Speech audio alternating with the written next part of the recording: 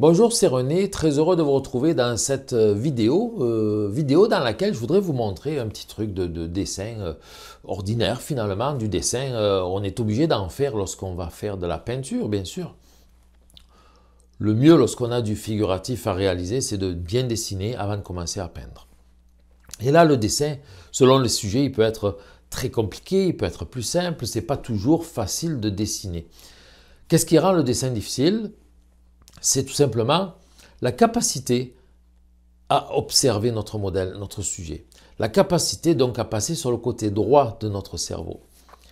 Et il y a différentes façons de dessiner. Bon, ceux qui ont vraiment du mal et qui préfèrent avoir un super beau dessin, très fidèle au modèle, sans avoir à y passer des heures, peuvent très bien soit utiliser un projecteur, soit décalquer le dessin sur la toile. Bien entendu, on peut faire ça. Mais on ne peut pas vraiment parler de dessin comme d'aptitude ou d'apprentissage du dessin. Il y a différentes méthodes, comme par exemple aussi la mise au carreau, que j'ai déjà montré dans une autre vidéo, qui va aider à mettre un dessin compliqué, un dessin difficile sur une toile. Il y a le dessin à la visée, il y a le dessin gestuel, il y a le dessin d'observation à main levée. C'est ce que nous allons faire ici. Je vais vous montrer comment faire un dessin à main levée de façon relativement simple pour que ça vous apporte de la facilité à dessiner d'une part, mais aussi une plus grande fidélité dans votre dessin par rapport au modèle. C'est-à-dire que votre dessin ressemblera plus à son modèle en utilisant cette méthode de dessin que je vais vous montrer tout de suite. Alors la particularité de cette façon de faire le dessin que je vais utiliser aujourd'hui, eh bien c'est ce qu'on appelle du dessin à main levée, dessin d'observation. Tous les dessins, c'est du dessin d'observation. Ce sont des dessins d'observation parce que nous devons bien observer pour mettre notre sujet sur la toile.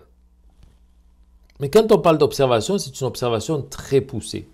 Et la difficulté, lorsqu'on fait du dessin, eh bien, c'est de voir les formes, de voir les lignes, de voir les formes et les lignes selon leur dimension, leur position, leur proportion, les unes par rapport aux autres.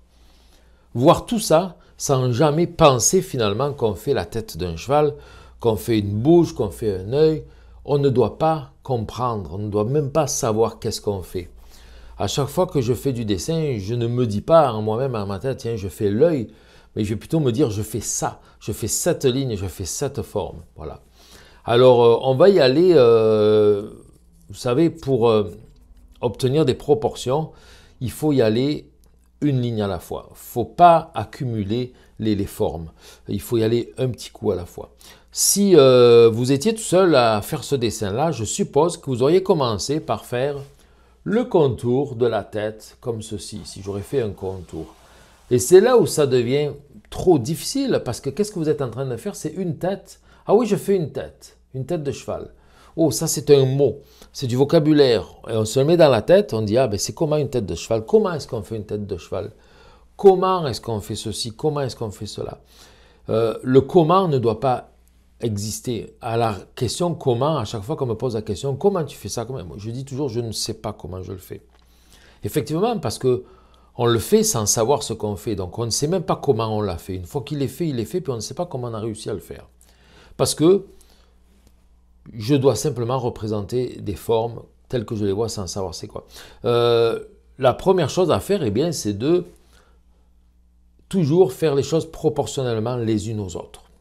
Là, sur ma toile, il n'y a rien, donc je ne peux rien faire de proportionnel à rien. Il faut qu'il y ait quelque chose. Je vais commencer par quelque chose. Je pourrais commencer, par exemple, par me dire, bon, où est-ce que je vais placer cet élément sur ma toile? Quel espace il va prendre dessus? Je pourrais dire, bon, ben, par exemple, je vais commencer, allez, le bas ici. Donc ça serait à peu près ici. On va le mettre un petit peu plus à gauche pour avoir de l'espace à droite et un peu moins d'espace à gauche. Peu d'espace à gauche, beaucoup d'espace à droite. Je cherche en haut où est-ce que je vais arriver le plus haut, mais on ne comptera pas les oreilles. Hein. On les fera après. Admettons ici. Voilà. Pour laisser de la place aux oreilles. Donc j'ai une hauteur, c'est bon. Maintenant, il faut que je reste là-dedans. Et ma largeur devrait être proportionnelle à ma hauteur. La largeur devrait être proportionnelle à la hauteur que je vois ici. Une fois que j'ai fait ça, ben, je vais pouvoir commencer. Alors voilà, supposons que ça ici, c'est ça. C'est le bas, ici, le bas de la bouche. Là. Il est très légèrement incliné. Ensuite de ça, regardez bien, j'ai cette ligne ici. Alors, vous voyez, ça fait une petite courbe. Ça rentre ici, ça remonte. Hein, tout ça, ce sont des détails. Nous, ce qu'on va faire, c'est ça ici, cet axe-là, qui est le principal. Vous voyez, un axe comme ça ici. Je pourrais quasiment le dessiner au fusain sur le papier. Voilà. Donc, par rapport à cette ligne-là, je vais faire cet axe-là. Et ce qui est important, c'est qu'il soit dans le bon axe. Pas trop vertical, pas trop incliné. J'ai mon horizontal. Après, j'ai un autre axe ici. Bon, l'horizontale, on l'a fait. Je vais la placer ici, qui est un petit peu incliné. Ensuite, j'ai un autre axe ici. Je suis là. Vous voyez? Allez, on y va. Il est ici, comme ça. Ensuite de ça, je vais avoir cet axe-là. Là. On y va. Il est comme ça. Vous remarquez que je fais une ligne au fur et à mesure que je la vois. Je n'enregistre pas. Parce que je pourrais dire, bon, mais il y a ça, il y a ça, il y a ça et il y a ça. 1, 2, 3, 4. Allez, 1, 2, 3, 4. Si je fais de cette façon-là, je vais travailler avec ma mémoire. Donc, je vais utiliser mon cerveau et le cerveau gauche. Et il ne faut pas, il faut utiliser juste le droit. Donc, on va y aller une ligne à la fois pour ne pas utiliser la mémoire. Voilà, une fois que ça c'est fait, je vais avoir ça ici. Cette ligne-là. Vous voyez? Ensuite de ça, je vais avoir cette ligne ici. Là.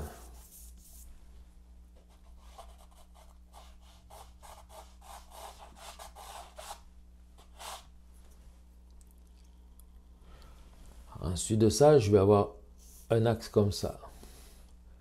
Comme ceci ici. Et là, je monte jusqu'en haut. Ici, on peut dire que j'ai une horizontale. Je l'avais placée là. Et ici, je vais avoir une diagonale comme ceci.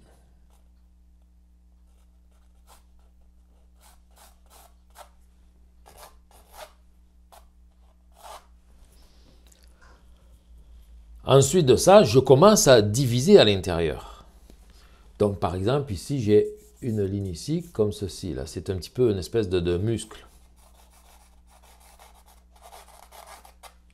Ensuite, j'ai une ligne comme ça ici.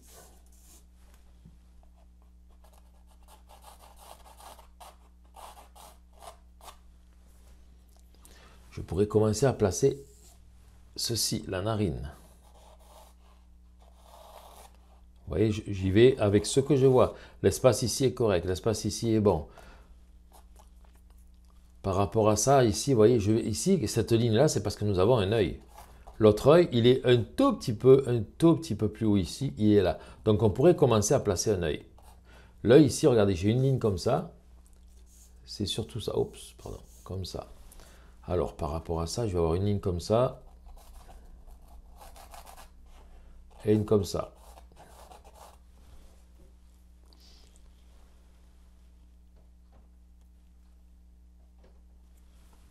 La ligne que j'ai faite ici, ok, c'était la mâchoire. On va pouvoir arrondir un petit peu la mâchoire.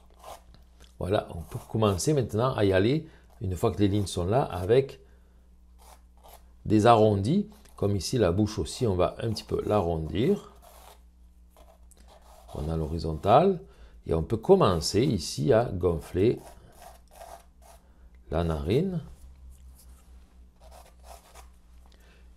Et tranquillement, maintenant, il nous reste à placer un peu plus de détails. C'est comme ici, nous avons l'œil, le cil.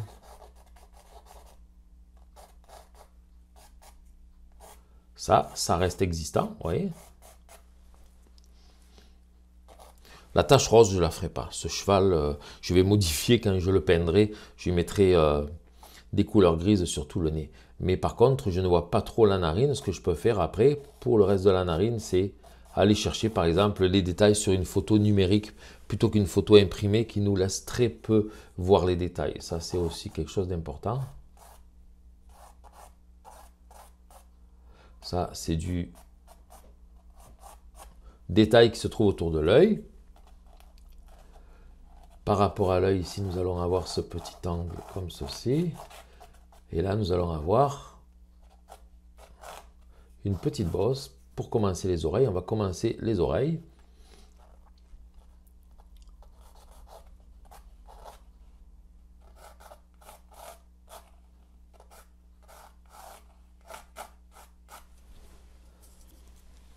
Nous en avons une ici, puis nous allons en avoir une sur le côté ici, vous voyez. L'observation, c'est de bien voir qu'elle n'est pas sur le dessus, mais elle est sur le côté de la tête.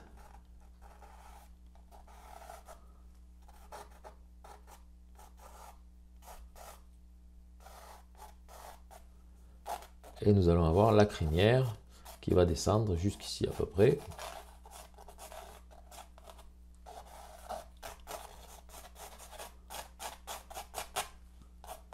Et sur le côté aussi, nous allons avoir de la crinière par là-bas. Et le cou, alors le cou, il est là. On peut y aller aussi. Vous voyez, ici, je descends, hop, jusqu'ici, plus bas que le museau. Toujours les proportions, avec une légère courbe.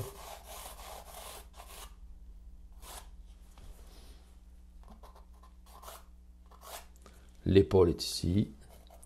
Par rapport au nez, ici, nous allons avoir le dos du cheval. Et là, nous avons de la crinière.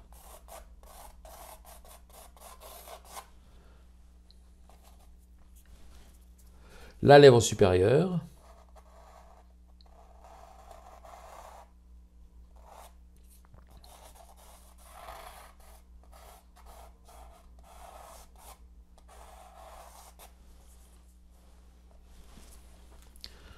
J'en ai mis un petit peu trop épais.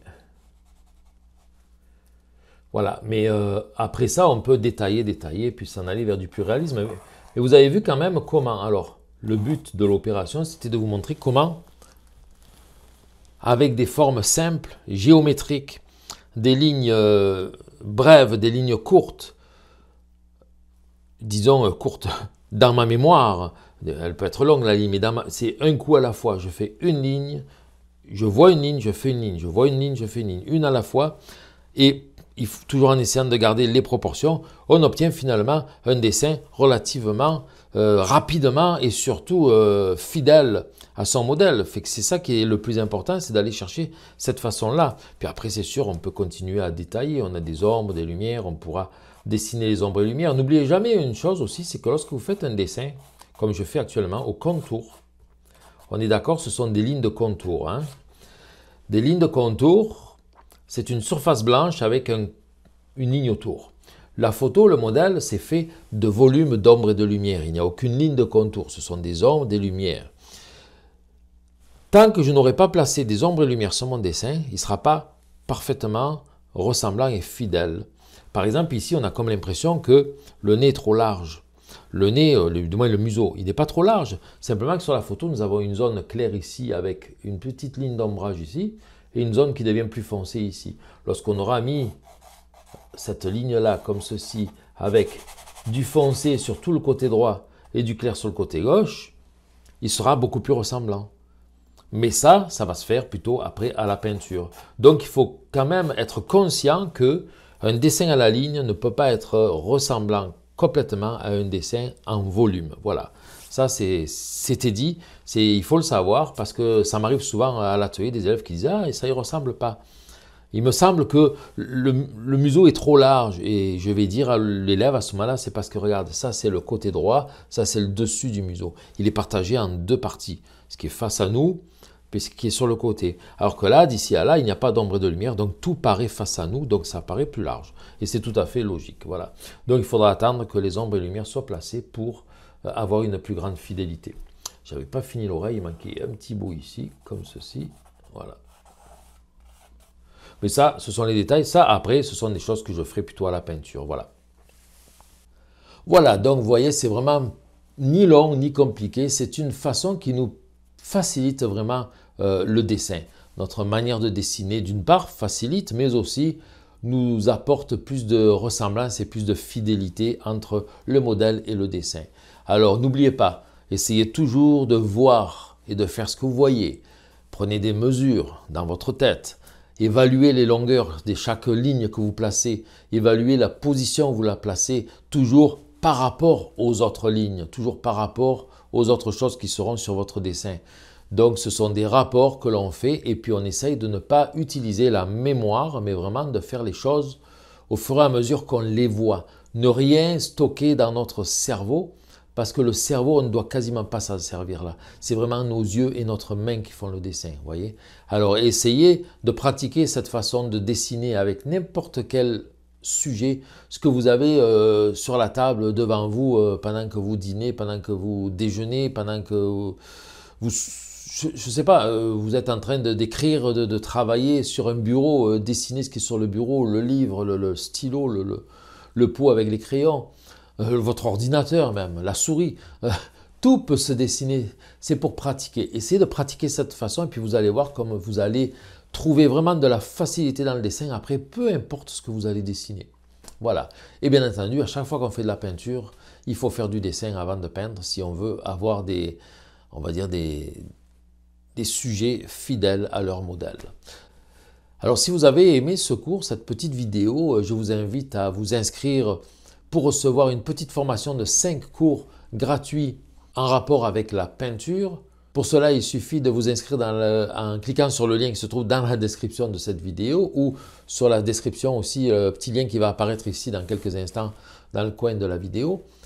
Inscrivez-vous, vous allez recevoir tout de suite le premier lien pour aller voir la première vidéo et les 4 jours suivants, vous allez recevoir encore un lien par jour pour aller voir une nouvelle vidéo. Et attention, je vous réserve aussi une petite surprise, vous allez voir, il y a un bonus qui vient avec chaque vidéo. Voilà, donc n'attendez plus, cliquez sur le lien, inscrivez-vous. Et si vous avez aimé cette vidéo, n'hésitez pas à cliquer sur j'aime, à la partager, posez vos questions dans l'espace commentaire en dessous et abonnez-vous à ma chaîne YouTube si ça n'est pas encore fait. Donc merci beaucoup et à bientôt dans une autre vidéo. Bye bye.